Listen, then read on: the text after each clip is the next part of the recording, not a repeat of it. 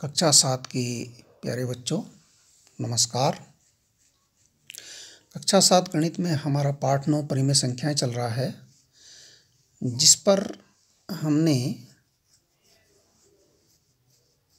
आज हमारा टॉपिक है परिमेय संख्याओं पर संक्रियाएं। अब संक्रियाएं आप क्या समझते हैं? संक्रियाओं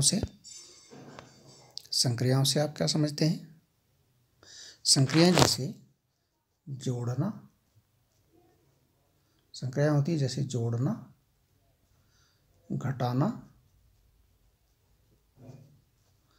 और गुणा और भाग, ये सब हैं संक्रियाएं। ठीक है ना? तो यदि हम बोले परिमेय संख्याओं को जोड़िए या परिमेय संख्याओं को घटाइए या परिमेय संख्याओं की गुणा कीजिए या परिमेय संख्याओं का भाग कीजिए, तो ये सब होती हैं इसकी संक्रियाएं। ठीक है ना? यही हम सीखेंगे, परिमेय संख्याओं को जोड़ना, घटाना, गुणा, भाग, ये हम इसमें सीखेंगे। तो सबसे पहले हम बात करते हैं, ये हमने क्या लिखा है यहाँ पर, सही नहीं पढ़ा जा रहा है क्योंकि कट हो गया, इसमें से कुछ कटिंग हो गई। ये लिखा है हमने योज्य प्रतिलोम। क्या लिखा है हमने? योज्य प्रतिलोम। योज्य प्रतिलोम क्या होता है? योज्य प्रतिलोम होता है, जैसे उदाहरण हम दिखा रहे हैं आपको, निम्न संख्याओं के योज्य प्रतिलोम बताइए। जैसे ऋण 2/3, 3/5, 3, ऋण 7, 2/5 और ऋण 3/4, इनके योज्य प्रतिलोम आपको बताने हैं। देखिए ऋण 2/3 का योज्य प्रतिलोम, क्योंकि इसके सामने ऋण लगा है तो ये हो जाएगा धन 2/3। 3/5, इसके सामने कोई चिन्ह नहीं है, इसका मतलब यह धन है।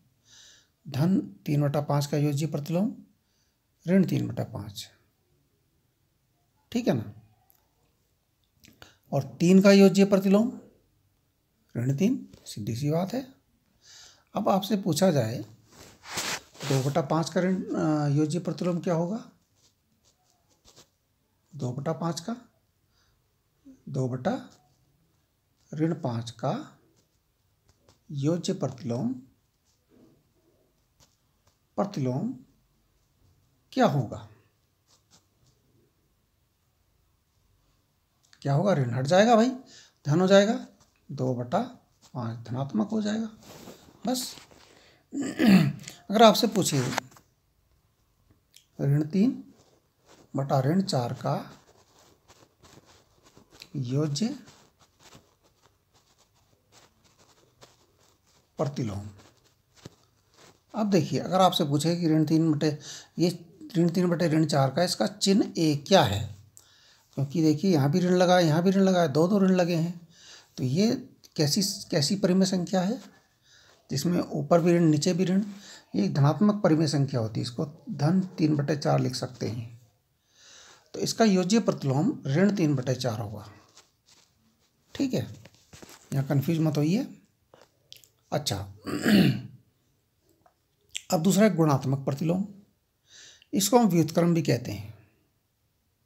दो चीज़ें होती हैं, एक योज्य प्रतिलोम, एक गुणात्मक प्रतिलोम। गुणात्मक प्रतिलोम और योज्य प्रतिलोम में फ़र्क करना आपको आना चाहिए, इसलिए मैंने दोनों को एक साथ यहाँ पर रख दिया है ताकि आप फ़र्क कर सकें। और वही संख्याएं हैं। देखिए ऋण 2/3 का गुणात्मक प्रतिलोम या व्युत्क्रम कहते हैं इसको। व्युत्क्रम होता है जो हर है वो अंश बना दीजिए और हर अंश को हर बना दीजिए। तो 3/2, ऋण 2/3 था, 3/2, ये व्युत्क्रम हो गया। 3/5 का व्युत्क्रम क्या हो जाएगा? 5 को ऊपर ले जाइए, 5/3 हो जाएगा। 3 का व्युत्क्रम क्या होगा भाई? 3 को हम लिख सकते हैं 3/1, किसी भी संख्या के बटे में 1 लिखा जा सकता है, यदि उसके बटे में कुछ नहीं है तो 3/1। 3 का व्युत्क्रम यानी 3/1 का व्युत्क्रम, 3/1 है तो जो हर बटे का हर है 1 है, वो अंश बन जाएगा और जो अंश है वो हर बन जाएगा, 1/3।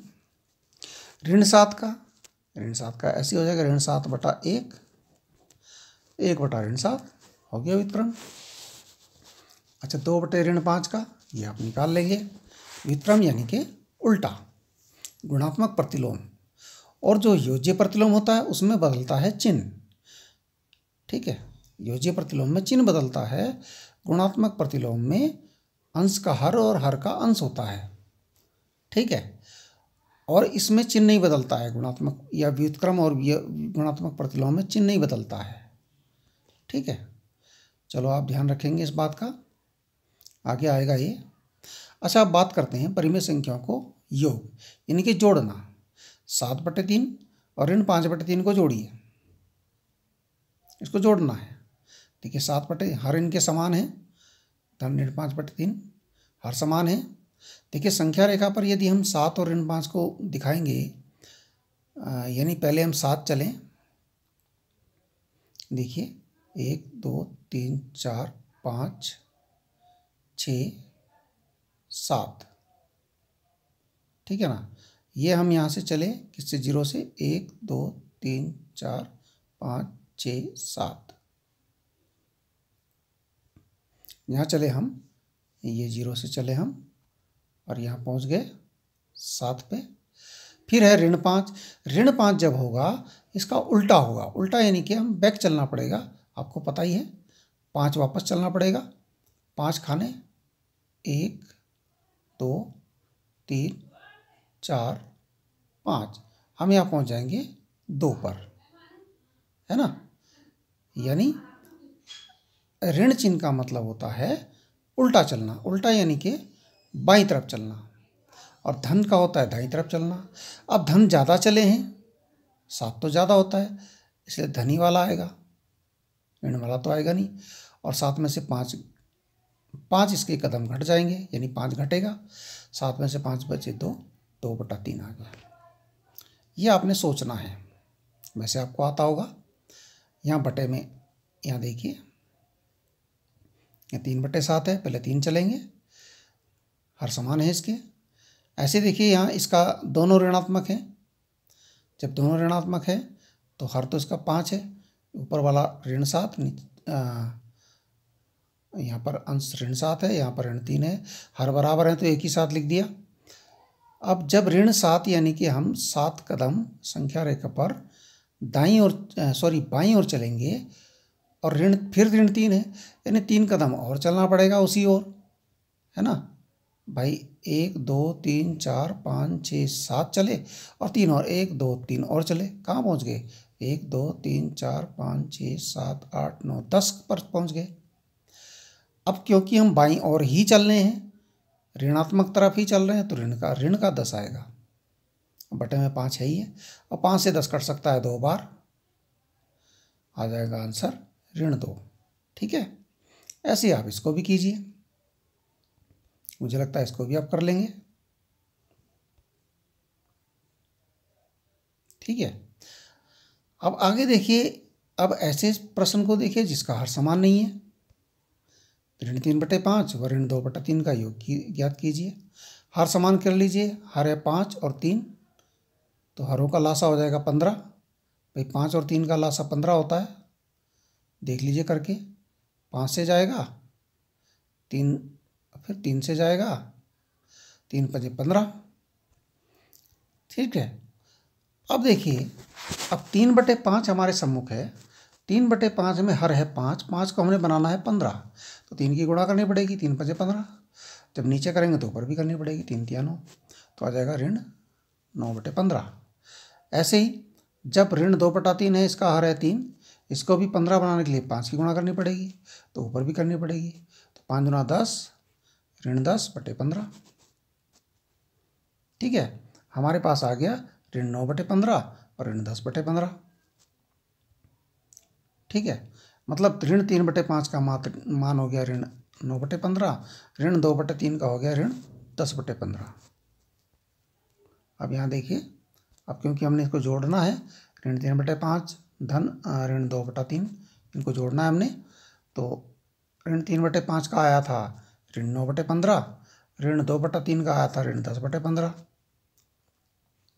हर समान हो गए, और ऊपर ये भी ऋण का, ये भी ऋण का, मतलब हमें ऋणात्मक साइड ही चलना है, तो ऋण का ही आएगा, ऋण का ही आएगा, तो जुड़ जाएगा 10 और 9 19। ठीक है, अब ऐसे भी ऐसे यहाँ भी हर समान करके काम करना है आपको। अच्छा, इसके बाद है परिमेय संख्याओं को घटाना, व्यवकलन बोलते हैं, घटाना। ऋण 3/5 में से 4/5 घटाइए। देखिए 4/5 के सामने हमने कोई चिन्ह नहीं लगाया है, इसका मतलब इसके सामने धन है, ये धनात्मक है, ठीक है।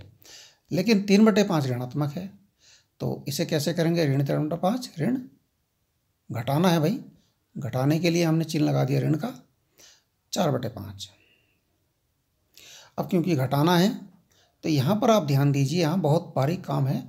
ऋण 3/5 तो ऐसे लिख दिया, लेकिन हमने घटाने के बजाय जोड़ का चिन्ह लगा दिया। यहाँ पर ऋण 3/5 चिन्ह लगा दिया जोड़ का, और 4/5 क्योंकि घटाना है तो इसका हम योज्य प्रतिलोम लिखेंगे। क्या लिखेंगे? योज्य प्रतिलोम में चिन्ह बदलता है, तो ऋण 3/5 धन ब्रैकेट में 4/5 का योज्य प्रतिलोम होता है ऋण 4/5। 4/5 का योज्य प्रतिलोम क्या होता है भाई? ऋण 4/5। हर समान है। अब देखिए ऊपर ऋण 3 धन ऋण 4, वही काम करेंगे। अगर हम संख्या रेखा पर होते तो ऋण 3 के आगे ऋण 4 और चलना पड़ता हमें। 1 2 3, अगर ये 0 है तो 1 2 3 और 4 और 1 2 3 4, भाई इधर ही चलना था फिर, है ना। तो ये हमारे हो जाते आपके 7 हो जाते, 1 2 3 4 5 6 7, ये ऋण 7 पे पहुंच जाते हम, है ना। तो ऋण 7 पे चले गए हम। कुल मिला के हम कह सकते हैं दोनों पूर्णांक यदि ऋणात्मक है, दोनों परिमेय संख्याएं यदि ऋणात्मक हैं तो चिन्ह ऋणात्मक में आता है और आपस में जुड़ जाती हैं, ठीक है ना। देखिए 4 और 3 अगर एक ही जैसा चिन्ह है तो जुड़ जाती हैं, और जो उनका चिन्ह है वही चिन्ह आता है, ठीक है ना।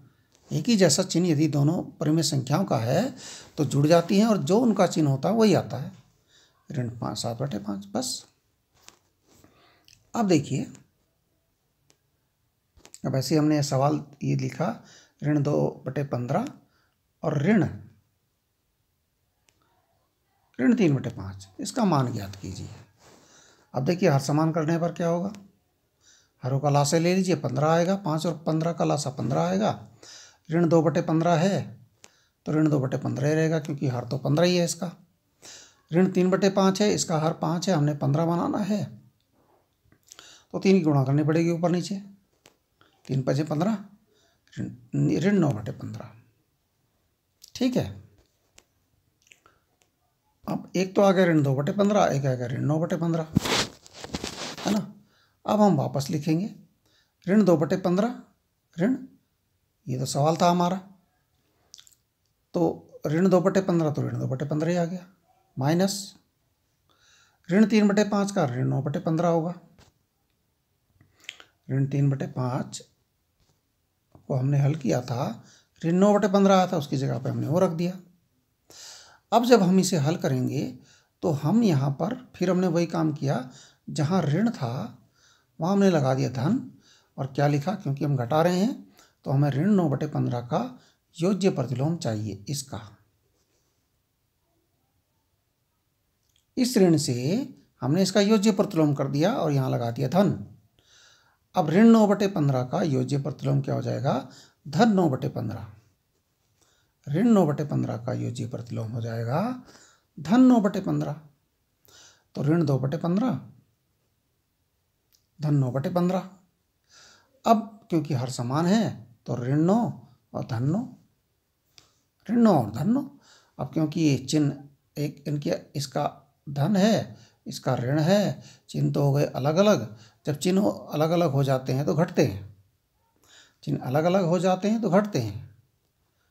अब जिस चिन्ह में ज़्यादा है वही चिन्ह आता है, ठीक है ना भाई। यदि हम धनात्मक तरफ दाईं तरफ ज़्यादा चल रहे हैं और बाईं तरफ कम चल रहे हैं तो दाईं तरफ ही रहेंगे। मान लिया जाए हम दाईं तरफ तो इतना चल गए,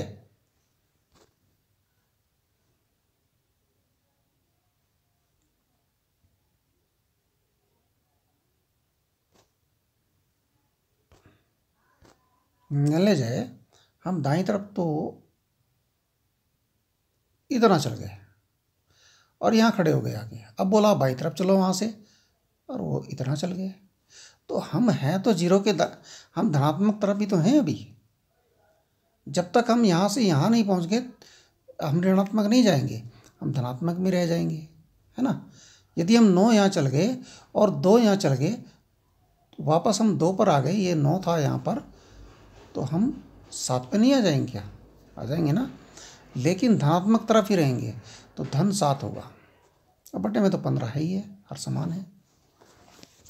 ठीक है, ये आप समझिए। अच्छा, अब इसमें 2 प्रश्न हमने आपके लिए छोड़े हैं, इनको आप मान ज्ञात करना है आपने। ठीक है, इसी प्रकार से वियोज्य प्रतिलोम लगा करके। तो मुझे लगता है आपके कुछ समझ में आया होगा। इसे करने का आप प्रयास कीजिए, इन प्रश्नों को भी करने का प्रयास कीजिए। नहीं आता तो कोई बात नहीं, लेकिन प्रयास ज़रूर कीजिए, और जितना प्रयास आपने किया वो हमें ज़रूर दिखाइए। ठीक है, धन्यवाद।